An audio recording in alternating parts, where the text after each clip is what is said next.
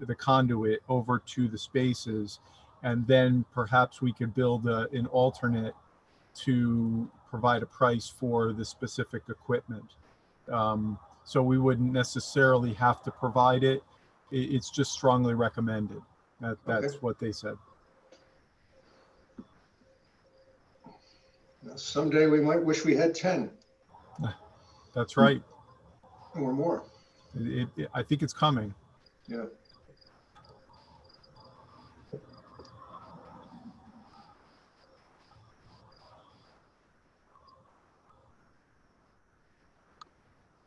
I was muted. They're all over Europe, the charging stations, everywhere. Lines and lines and lines of them.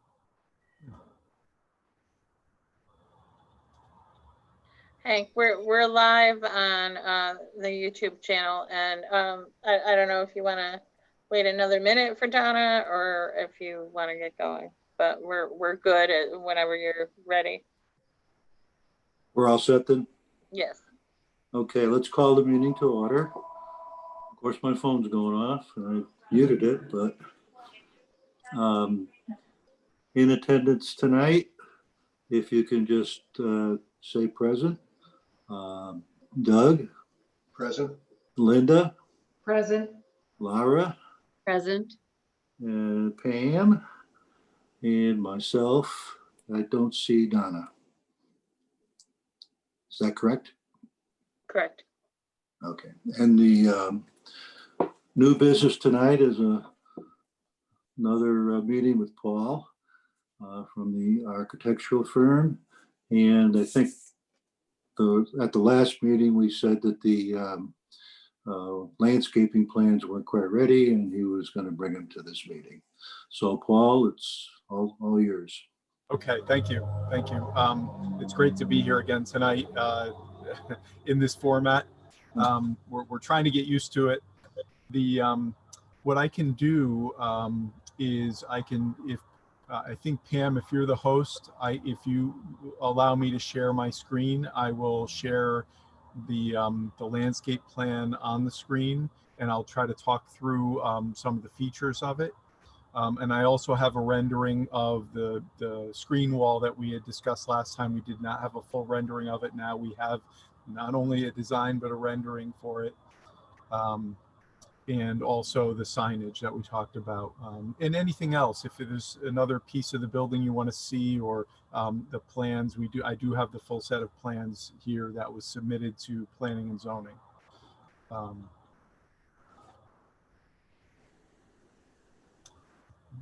I've made you co-host so you can share your screen. Okay, this is great.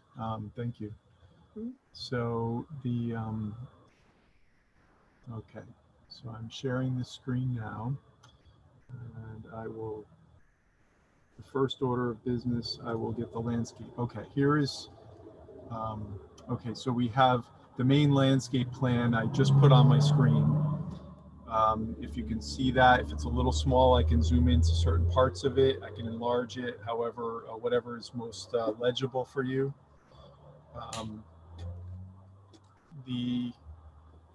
As you can see from on the left-hand side of the screen, that is the brook, the Gilbert Home Brook, that is we're unearthing or allowing to now be exposed with the building that portion of the building being taken down. And what we're doing here is we have a variety of, well, there's some small shrubs on both faces, the east and the west slopes down to the brook.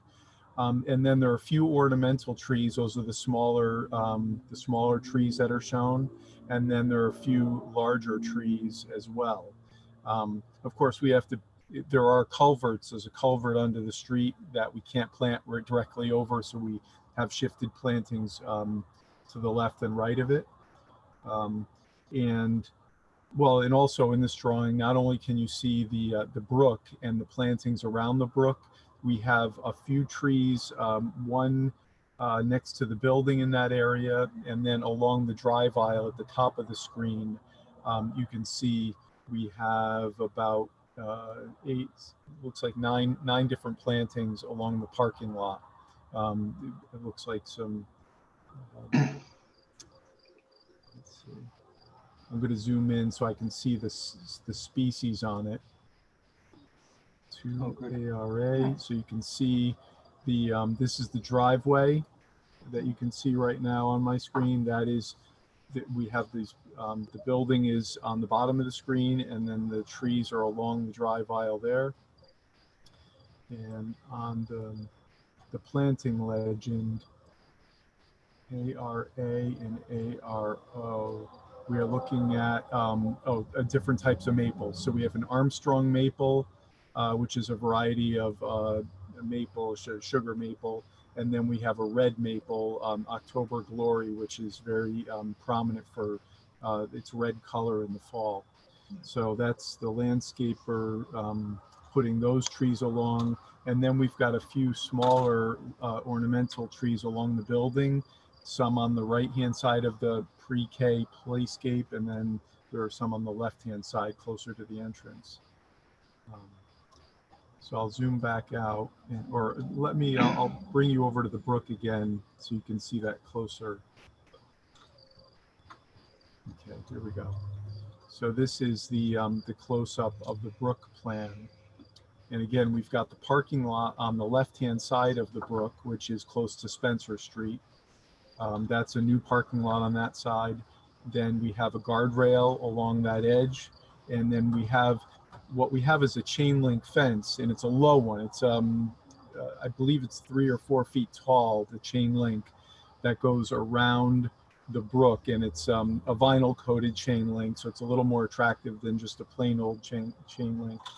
And then that we have plantings on both sides, on the lawn side and also within the brook enclosure.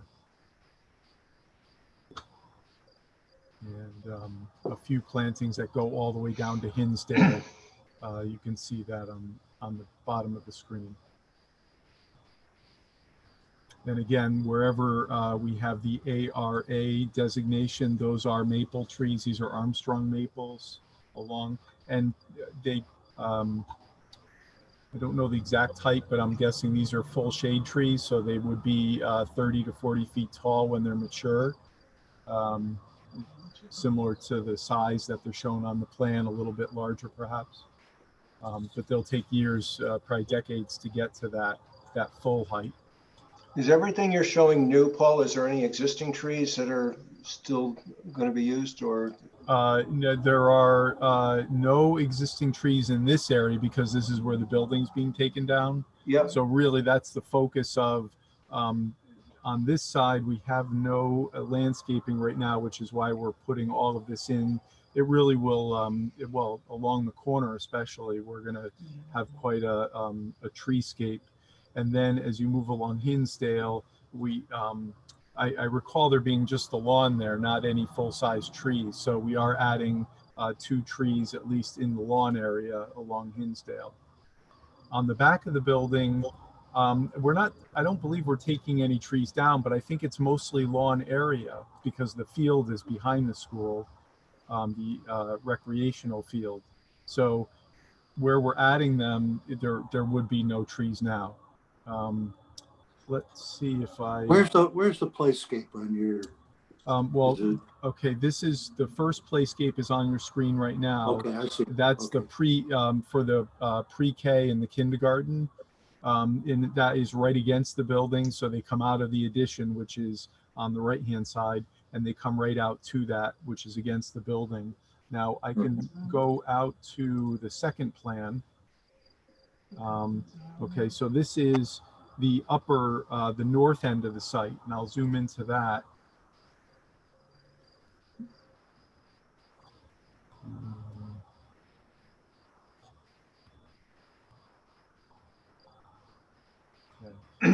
In the second playscape or the second playground, you can see on the plan, it's north of the parking. So we've got parking down low. There is what we're calling a future building, which I'm not sure why it has 2 Ds. But the future building is a storage shed that was requested by the superintendent to store lawn tractors and other equipment for just maintaining the site. And there will be lawn north of that, which is up on the sheet. We have 3 shade trees and then the playscape. And there's a sidewalk which comes in from the parking area. Well, it goes across the parking and then goes into the playscape. But again, this is all field here.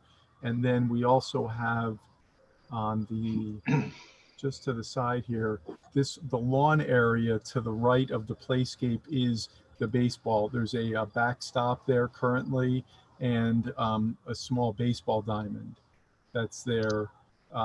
It actually is partially, believe it or not, in wetlands. You wouldn't know that looking at the ball field, but when the property was surveyed, they had to mark the wetland locations.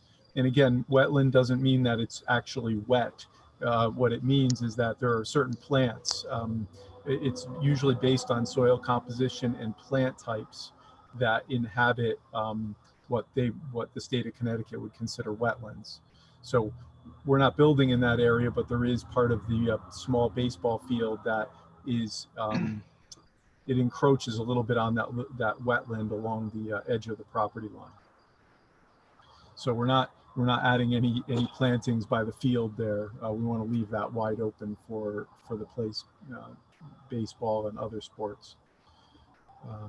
So I think so this is the upper side of the site, and I showed you the lower end of the site. I don't know if you have any questions or comments about the landscaping.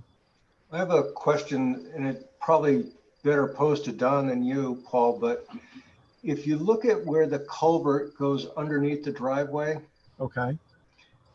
when we started looking at the site way back when and thinking about potential issues, somebody mentioned that there used to be a grate across the front of that culvert.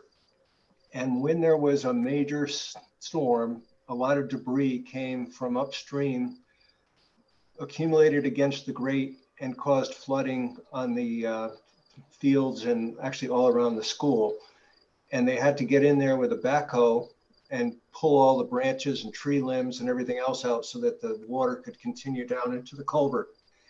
Has anybody thought about because that's your choke point right now. If you did have any debris coming in from the, upstream, it would be good to have some sort of access point for equipment to get in there and just pull all this stuff out, because if you had a huge flood, it could be something that somebody has to do. Yeah, I have heard that before. I am going to, okay, here we go. And okay, exactly to your point, Doug, I think this answers the question. There's a fence there's an existing fence along that edge of the brook. Yeah. And you may be able to see on the plan, I don't know if you can see my cursor on the screen or not. Yeah. Where my cursor is, we're adding a gate right at the head wall. So there's an existing head wall there. Yeah. And we're adding this gate and then a fence enclosure over to the property line. And that will allow direct access for exactly what you're saying, a vehicle to come straight up to that gate, open it up, and then access that point. And I'm assuming that would be for what you're saying, to maintain the culvert right there. Yeah. And to be able to take debris out of there if necessary. We haven't heard any comments from the civil engineer about a concern about flooding there. And of course, if it did, it would go over the road, and then it would go right back down into the exposed brook. So it wouldn't there wouldn't be an issue with it getting near the building at that point, but it would be an inconvenience if nothing else to the drive aisle. But point well taken. And I'm going to make a note that I want to talk to Don Smith, the civil engineer, just to make sure that this is the intention behind that gate that he added there. Probably is, because the kids used to go in there and play. That's right. Yeah. And they used to go down in there. Literally, they used to go down into that little area with the water and sure. play. They weren't Uh, supposed to be there, but If I was their age, I would probably be with them. yeah, So yeah. I No, my daughter, well, understand my it. daughter told me years later that she did that. I was like, are you serious? Yeah, no, she did. I said, really, Katrina, you played down there. You weren't supposed to, oh, whatever. But yeah. Okay, well, that's a great question. Any other concerns or questions? If not, what I'll do is I'll bring up the rendering of the screen wall, which also has a little bit of the landscaping in it, at least our version of it. Um, Here we go. So this, I don't know if you can see the rendering on the screen. So what we're showing here is looking from the parking lot across the brook. So we're on the property at the new parking on the corner of Spencer and Hinsdale, and looking from that parking view across the brook. So yeah, obviously it's going to be fairly steep down the bank, and you can see at the very base of the bank, there's going to be some exposed stone that'll be at the base of the brook to keep it in its location, and then plantings on either side. There are a couple trees. We have a bench on the far side of the brook, and what you see, the building is on the right-hand side of this image. We have that blue metal panel we talked about last time, and what we've added is a lower section. It's still tall. It's about, I think it's about 7 or 8 feet tall, of that same metal, because we really want to screen the dumpster and the generator behind that. So rather than put a fence of some sort, we're actually putting a solid panel. So you cannot, you can't go back there from this side, and you can't really see it at all from the brook side.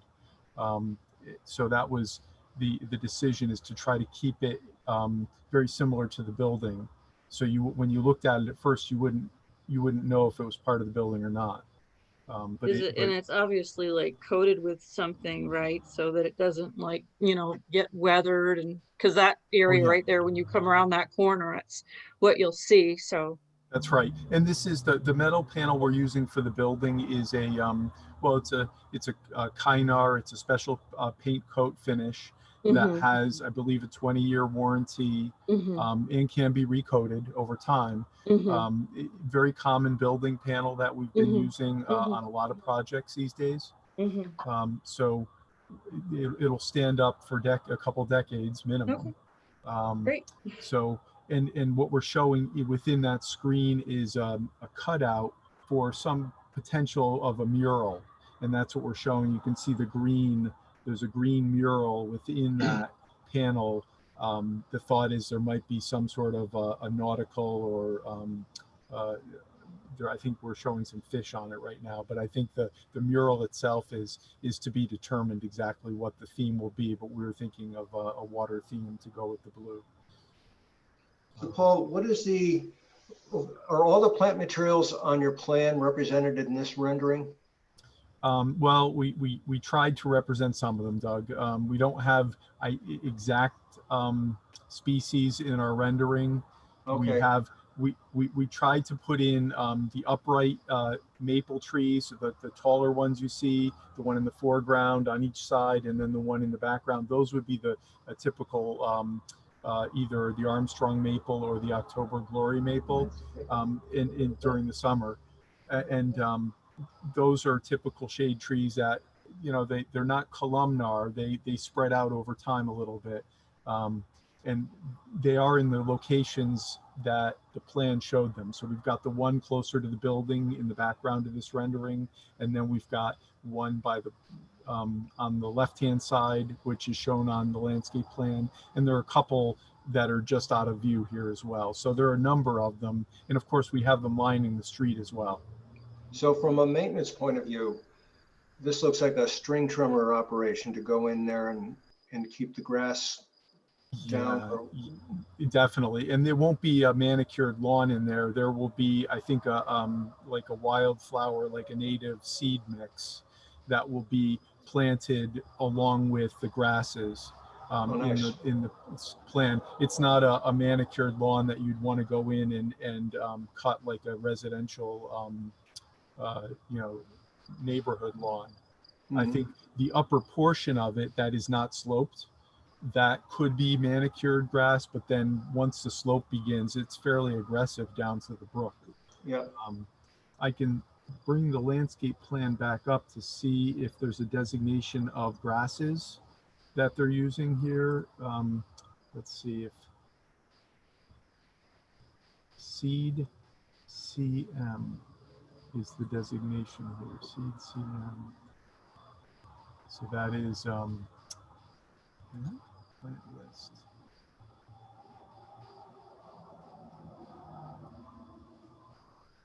Yeah, I don't see it on here.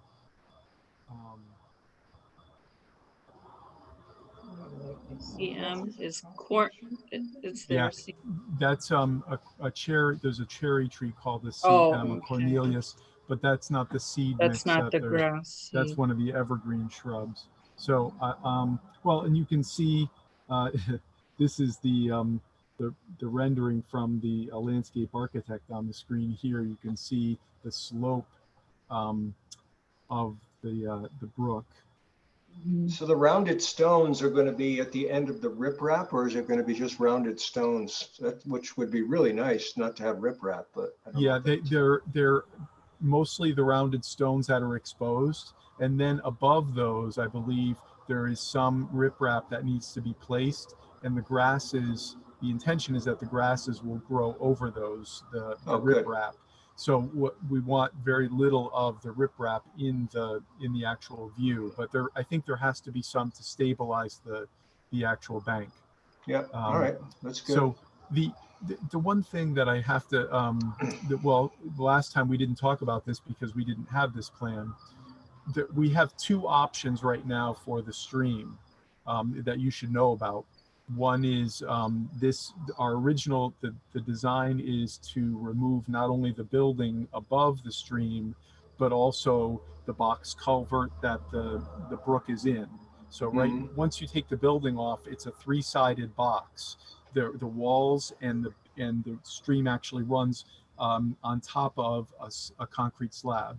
I've been in that. Yes, and the um, the the word from the Connecticut DEEP is that they do not require, they strongly recommend, but they don't require us to remove the bottom of the bottom slab that the brook runs over.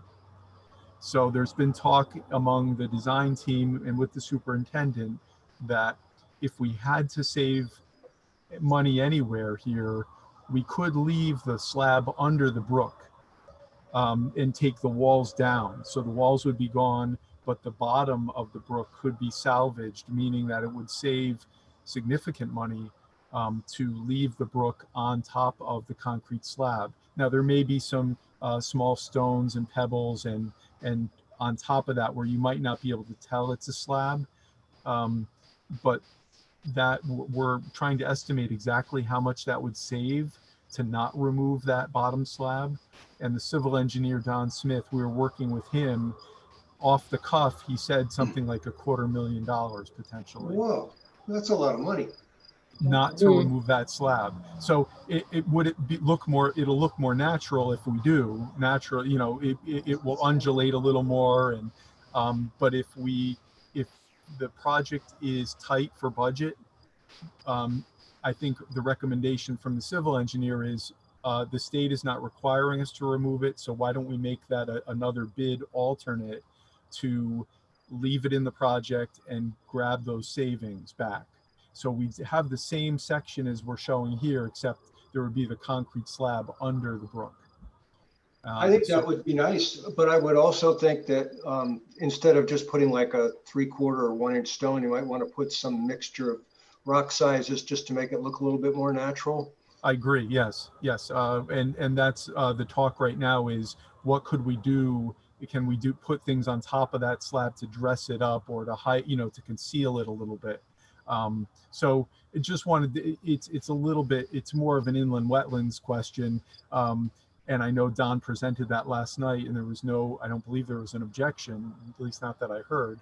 But that was one alternative that we're trying to look at different components of the project to save money. And that would be one that we would consider for the brook itself.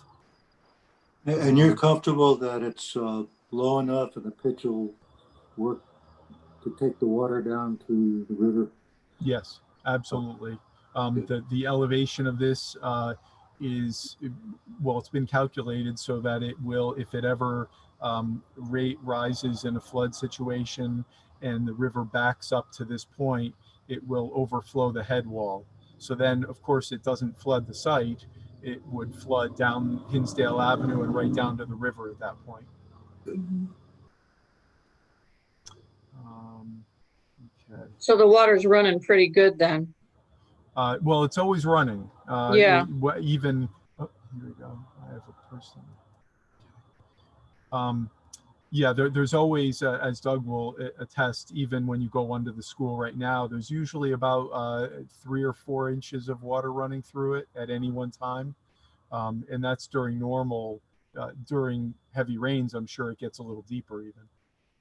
Now, I'm just thinking that running is better than sitting because the sitting was the issue many That's years right. ago. You know what Yep. I mean? So that's the only thing I would think about regarding the slab is that as long as nothing sticks to it and then, you know what I mean, we grow icky stuff that causes problems. So as Yeah. long as the water's like, you know, running pretty well, it shouldn't do that, should it? No, it should be running through those two, the first culvert and then through Right. this section and then out of the site. That's the only thing about the slab that I was thinking about was as long as nothing likes to stick to slab. Yeah, and perhaps that's where some of the small rocks and other things that we Yeah. use as landscape materials come in. Right. So that's the landscape plan. And again, Donna, for you coming in now, I just showed the landscape plan and also this rendering on my screen. This is looking from the parking across the way to the building with some of the landscaping shown. And also the bank goes down fairly steeply down to the river edge, the brook edge there. So it'll be fenced or what? Fenced in? Yes, like that, so kids this. have no access to it, right? That's right. There will be a gate on the far side by the school, but otherwise it will have a 3 or 4 foot high chain link fence around it, probably a vinyl coated like we're showing.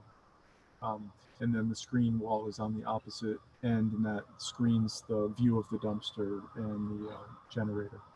Right. Could you show us the elevation with the front entry again, please, Paul? Okay, that will take just a minute, but I know I can do that. Let's see.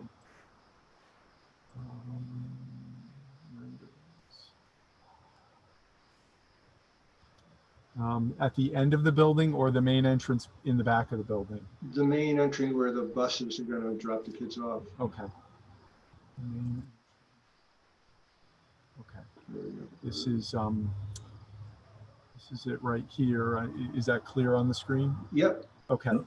So, and I don't know right now, the one thing I'm not sure about, I know we had suggested the blue and the gray panels. I think at this point we are going with just blue panels.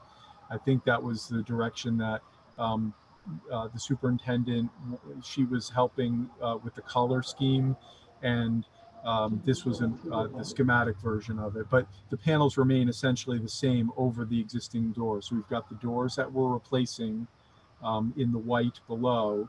We have the columns that are existing, and we're taking the heavy concrete off of the columns, and we're putting a much more slender metal to match the metal panel. Very durable metal column covers, and then this wall with the name of the school on it in the back. and that's new concrete on the grounds, the slab?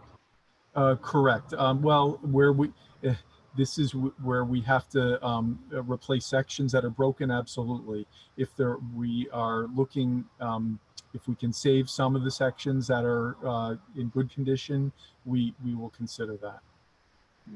That's pretty bad, as I recall. Yes, there are a lot of bad sections, and again, we surveyed the back, not only this area, but also the back sidewalk that goes all the way around the building. What's the It's actually core of very this? exciting to see this, and my daughter went through the entire school system, and it would have been really amazing for her to have gone here. So it's kind of exciting. Paul, the columns are steel core right now? Like Yes. Yeah, there are wide flange steel columns that are encased in a precast concrete column cover, if you will. So we're just going to remove the precast around the actual column itself, and we're going to be able to make them look a lot lighter. And that's the intention here, is that right now the entrance looks very heavy with the concrete columns, and what we want to make it look a lot lighter in the columns, and also the metal panel makes it look a little lighter also.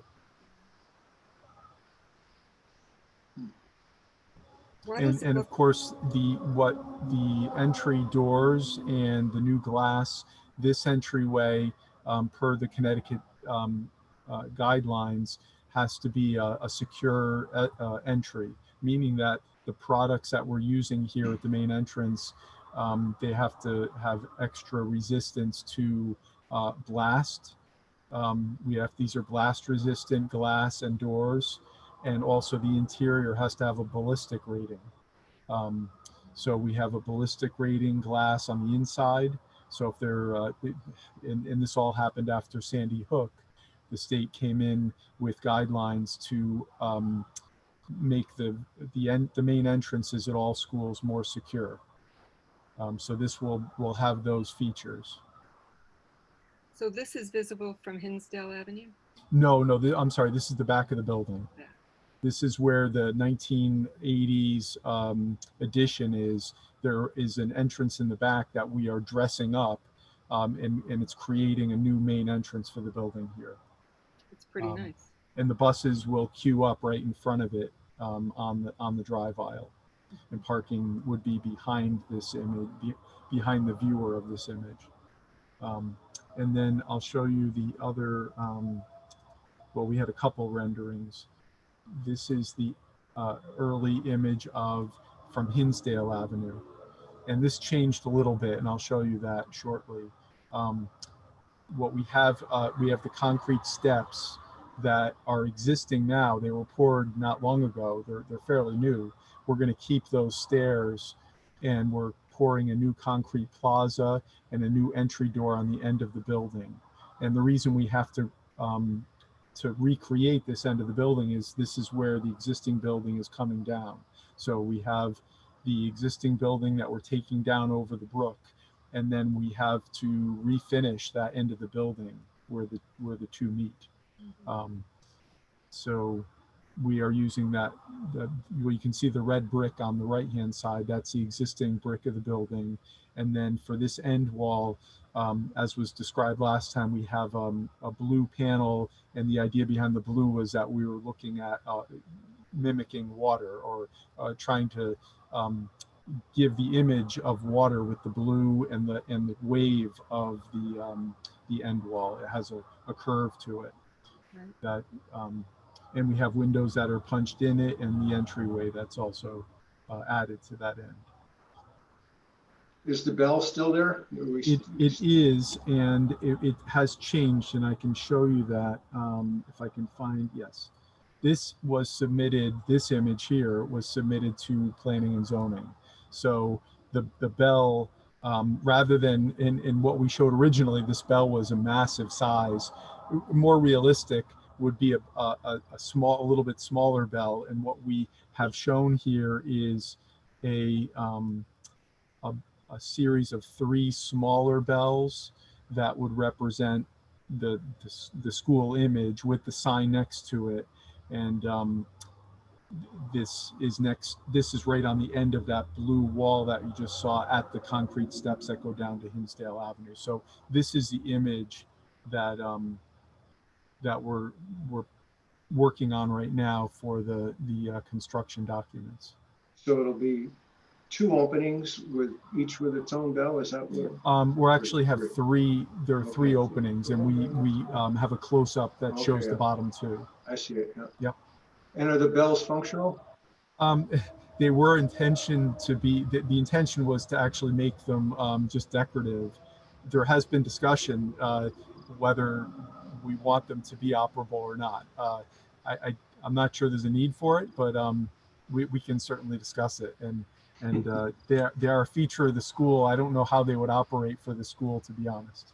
I'm not sure they'd there'd be a function for them, Yeah. aside from just the imagery.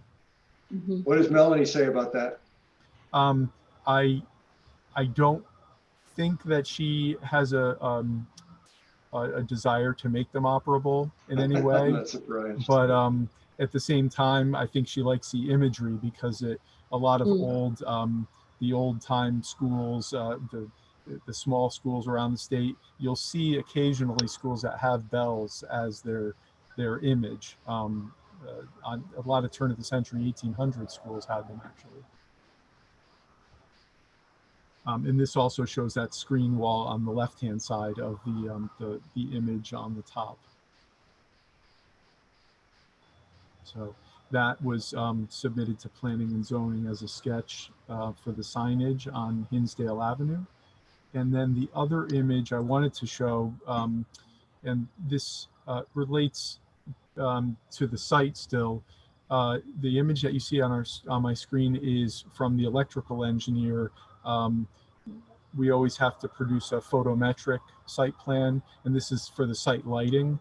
So as you can imagine, nowadays there can be no light trespass. All our fixtures have full cutoff shields, so there won't be light going into the neighbors' yards. And also, well, to keep the skies dark. I mean, the idea is that we're keeping our lighting right where, focus it right where it's needed. So what we do is we run the photometrics, and I'll zoom in on the entryway here. The numbers that you see on your screen are the actual foot candles that the lights produce. So there, you can see there are a couple light poles in the image, and right at the light pole, we have 4.8 foot candles at one of them, and another 4.8 at this one.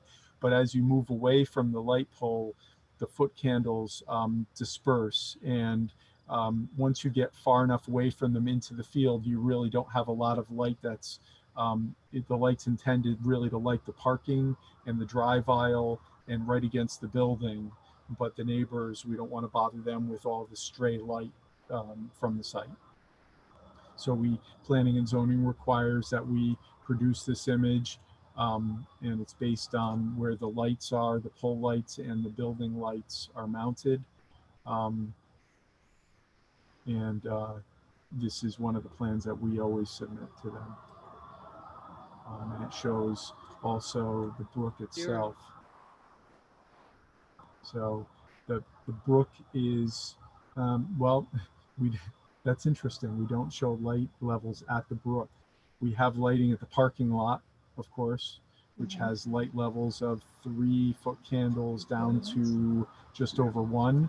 And then the driveway is fairly dark until you get closer to the building. So my guess is that the brook will not be lit at all pretty much by these lights. It'll have very little light in it at that point.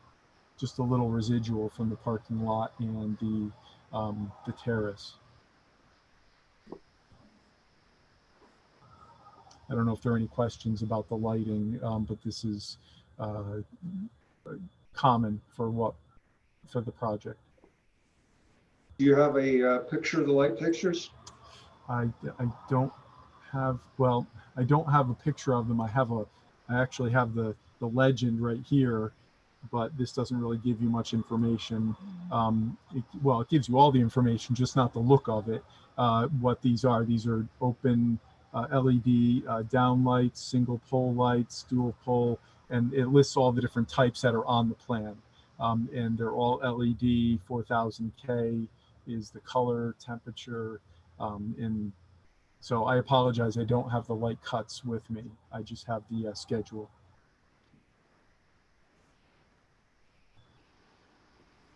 So if it I- goes I below zero, the lights won't work. I'm sorry? The temperature goes below zero. It looked like it said they were operable till 0 Fahrenheit. Oh, I didn't see that. Let's see. On the schedule. Yeah, it's someplace. You're right. Light fixtures number 1. Shall be capable of operating down to 0 degrees. Correct. That's what it says. Oh, interesting. I didn't know that myself. Um,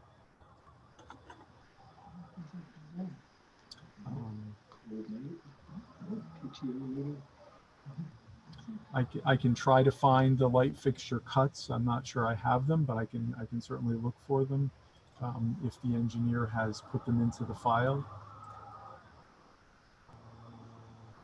Documents.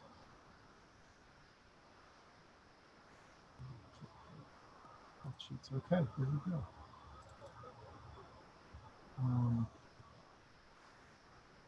Okay, this is the these are the actual lights. If you can see them on my screen, this is one of the well, it says pole mounted right on it. So this is a pole mounted, and you can see how slender these fixtures are. They're very they might be a whole 3 inches with the LED in them. And again, they have a pattern that they don't light to the side. They only light straight down essentially.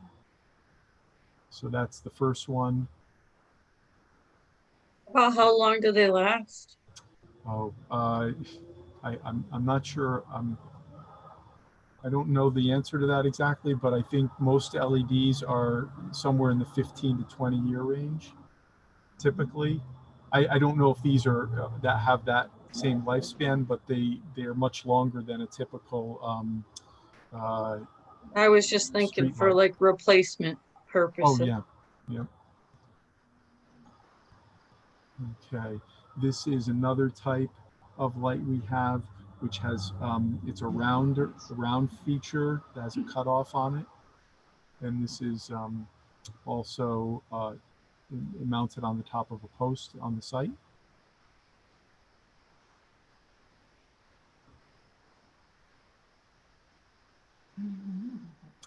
And that's the drawing of it. And then the next one is, okay, this is a building mounted. So again, it's mounted on the wall of the building, and the light comes out just at the base, that half circle base underneath.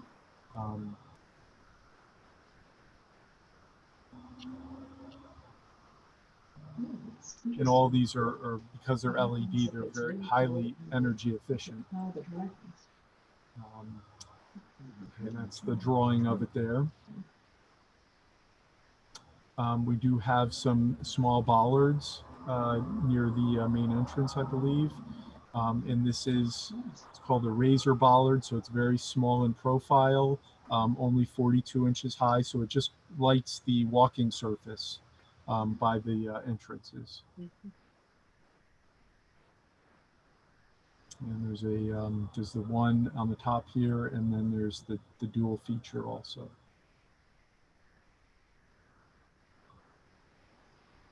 And then this is a down can, which most people recognize. This is put into the ceiling of the porch. And this would again be LED, a 6-inch LED. And let's see the drawing of it. And that may be the last one. Oh, and we do have flag or banner lighting. So we do have these small LEDs that we can light flagpole with. Where's the flagpole? I believe that is on the front of the building along Hinsdale Avenue. So we will have, and this is very small. Yeah, it's about 9 inches across. And that's the last of the lighting. So that's all the lighting, both the pole lights and also the building lights.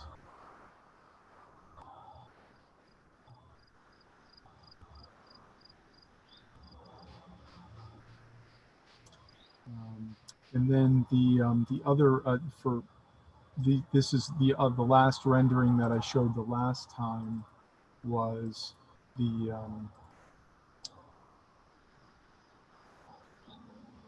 yeah, and this is similar to the this is the addition that faces the drive aisle. So it's that same blue color, and we have an entrance on that end. So this is the 7,700 square foot addition that we're putting on the far end of the building. It will be red brick to match the existing, and then just the end wall, we're proposing this blue panel that will match the main entrance and also the end of the building. So we've got the panel on 3 portions of the building. And the windows are the white frame and white doors that we're showing.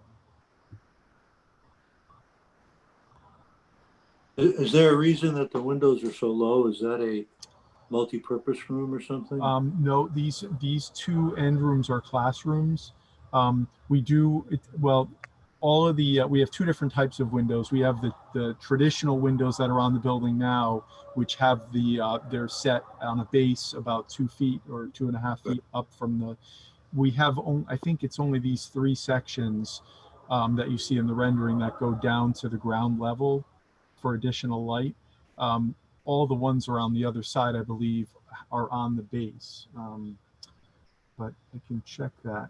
I will go to the elevation for you and make sure. Yeah, the existing ones are 2 to 3 feet off the. Correct.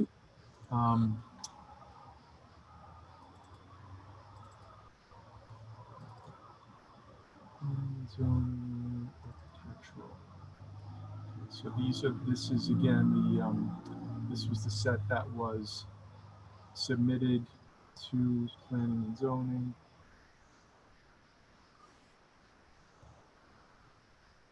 The main entrance, the existing.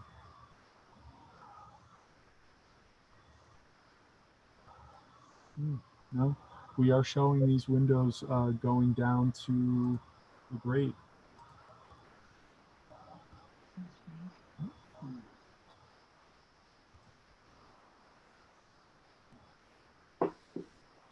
Oops. There we go. Yeah. So, yeah, the mullion for the window picks up on that base height, but we do show the glass going down, and of course it won't be right to grade. There's got to be a separation of about 6 or 8 inches typically, to keep it above the grade height. But we do show it on the side where we have the red brick. This is the side of the addition, and also on the end wall. So we are setting those windows. We're taking them to the normal height that the windows are on the building now, but we're just bringing them down.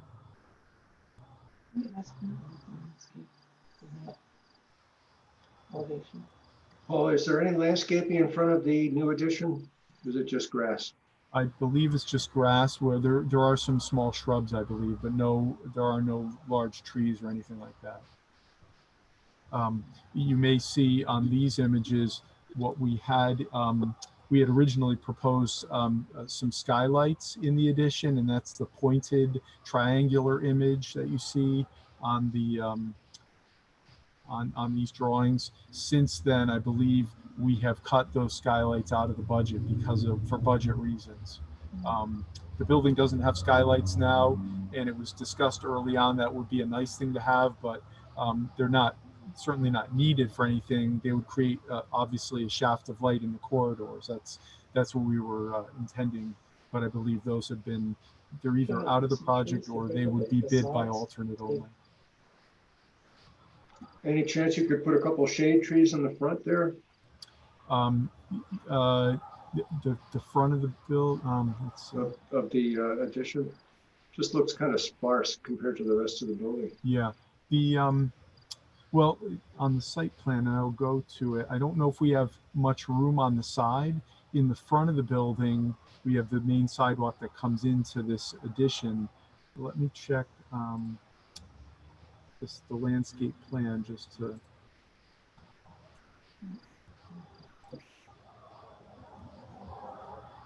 Yeah, we're fairly close to we're within about 10 feet, which is, I believe, the planning and zoning allows.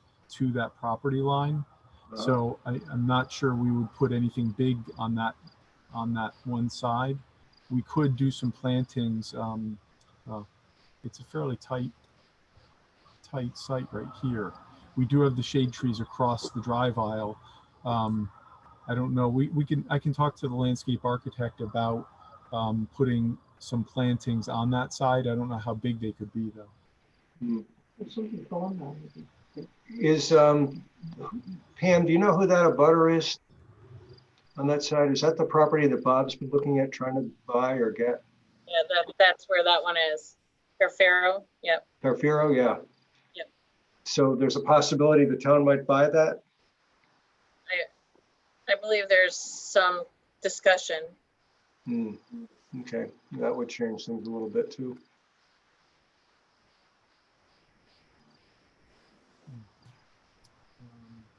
I guess I'll open the floor up if there's any questions about anything, from the landscaping to the brook to the building. Well, we talked about the signage and the lighting. I don't know if there's anything, any questions you have or anything I've missed.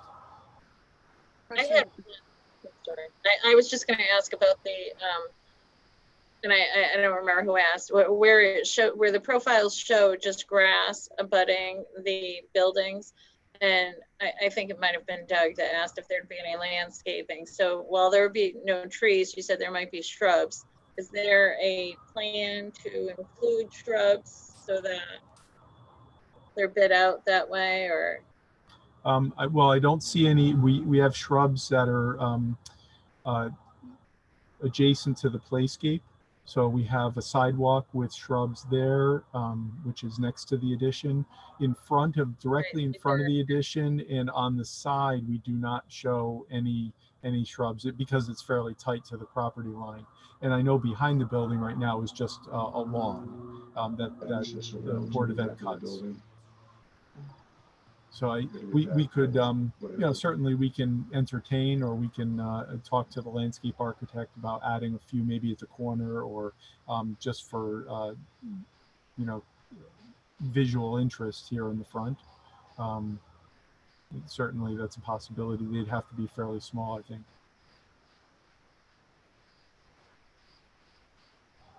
Is there any place where the windows that go all the way down are right up against something that will need to be shoveled in the winter? We do have, let's see. On the side of the building, there are no sidewalks, so there's no shoveling on the side. And on the other side, no. On the front, I want to confirm where those sidewalks are. No, that's not. I'm going to the civil set now. This was Don Smith's drawings that were submitted to planning and zoning. Site.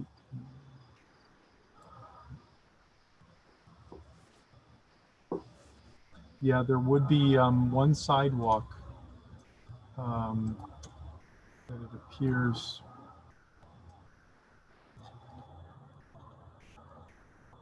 You can see on the plan here, the addition is right in the center of the screen here, and it's next to that is the playscape for the pre-K and the kindergarten. There's one sidewalk which comes from that end door down, and one of our windows is fairly close. It looks like it's about a foot away from that sidewalk. And the other window's on the other side. So we've got one window on one side, one on the other side.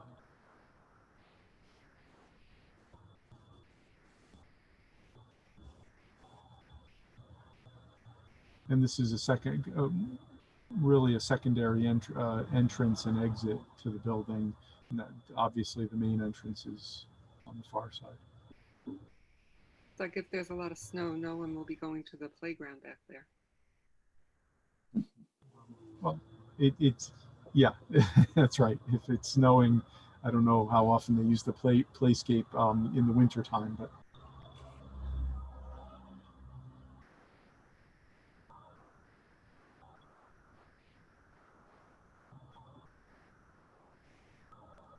And we are keeping, you can see in the plan here, we are keeping some, there are small memorial plantings that are just to the right of the entryway on this plan that we are keeping.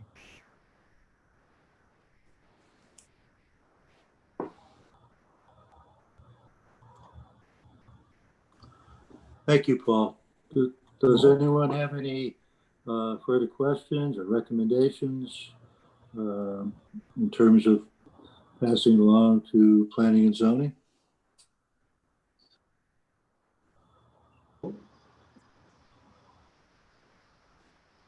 I have no questions.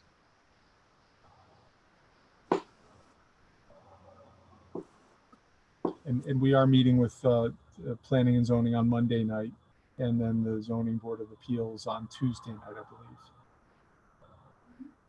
Any idea when this will begin? I'm sorry? Do you have any idea when you'll begin work? In terms of Physical construction.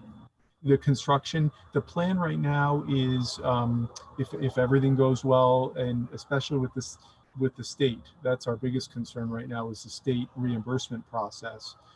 If everything goes smoothly, the plan originally was to try to begin the project in January or February. Wow. And it's interesting because oftentimes you don't start projects in the middle of winter, Right. but in this case, because we have a lot of demolition and interior renovation work, we can actually start some of that limited work early, in addition to submittals and ordering materials and things like that. As I said, the biggest wild card right now is that the state is very late right now in all of their approvals for reimbursement projects. This project has not been formally approved. The grant commitment has not been approved yet by the state. So we're crossing our fingers that it moves forward, and not only this project, but all the projects in the state right now have been held up, mostly because of the pandemic.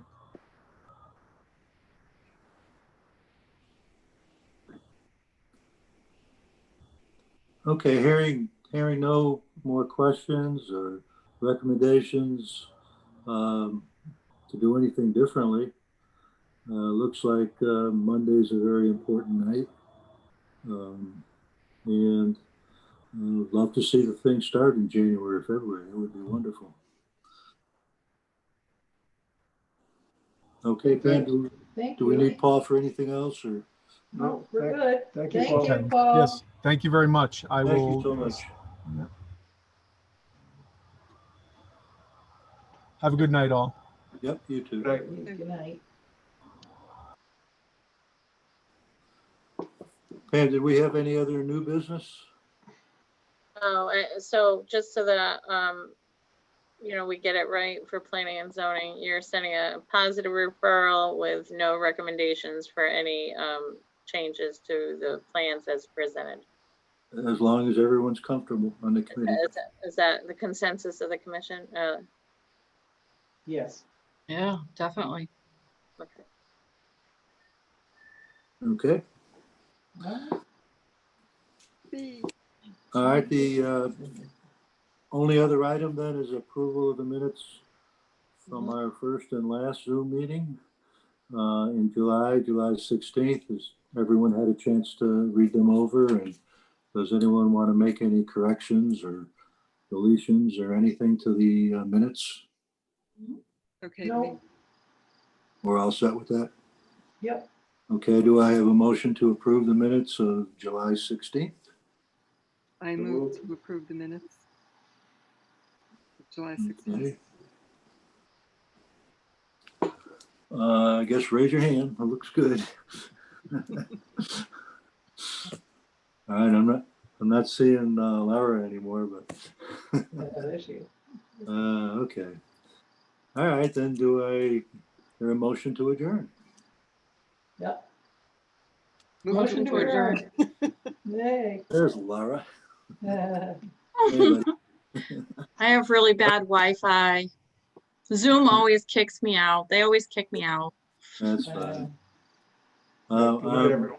very hopeful that we'll all be able to meet in the probate room at some point in the near future.